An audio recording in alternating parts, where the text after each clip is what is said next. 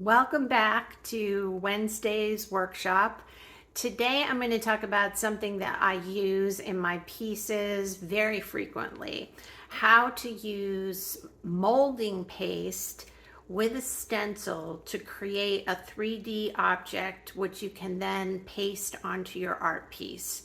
So give me just a second to adjust the camera and I'll be right back. Welcome back. We're going to talk about how I use light modeling paste, and sometimes it's called light molding paste. You can both work about the same in my opinion, to create 3D effects, and I use stencils with the light modeling paste. There's a big difference between light modeling paste and regular modeling paste. It's more fluid, and then the most important difference in my opinion is when it dries, it's more flexible and forgiving than when you try to do the same thing with regular modeling paste, which is more brittle and pieces will break off. So what I do is smooth out a generous amount on top of the stencil, and I want to make it 3D, so that's why I say a generous amount. And then I try to get it as smooth as I can and as even as I can.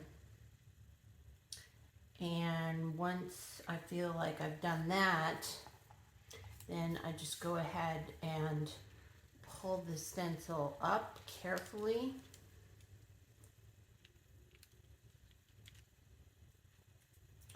And there's my butterfly. It's on wax paper, so it peels up very easily. All I do is slide my thumbnail underneath the butterfly once it's dry. Normally I let these dry overnight to make sure that they're thoroughly dry.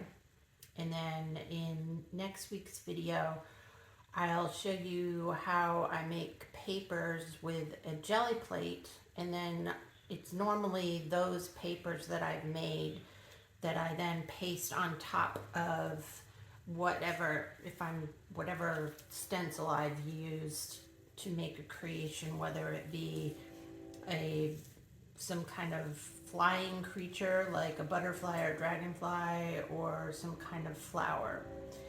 As you can see here, you can scrape off your excess and save it, and then gently wipe off the stencil with a cloth.